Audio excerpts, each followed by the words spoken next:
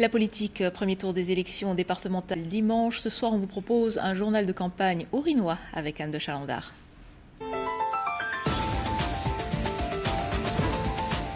Nous sommes de retour dans les murs de l'hôtel du département du Haut-Rhin pour ce 6e journal de campagne des élections départementales. Et on s'intéresse ce soir au canton de Cernay, version redécoupage. C'est-à-dire qu'il englobe aujourd'hui Cernay, Saint-Amarin, Thann.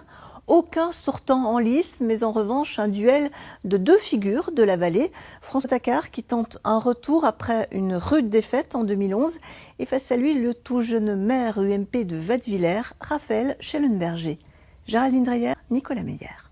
Nous, en plus, on a la jeunesse avec nous, donc le renouveau, et c'est important. Il a créé la surprise l'an passé en devenant maire de Wattwiller. À 25 ans, Raphaël Schellenberger de la jeune garde UMP se lance donc dans une deuxième campagne, celle des départementales. Il a pour lui l'atout jeunesse et un discours déjà bien construit.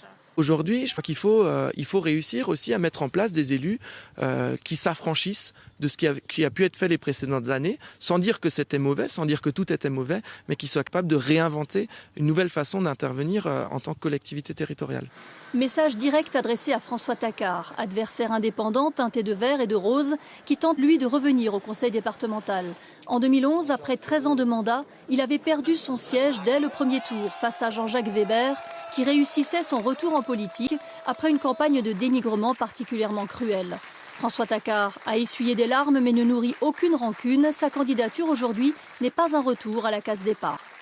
En fait, c'est pas revenir parce que le canton n'a plus rien à voir. C'est Cernay, Thann, Saint-Amarin.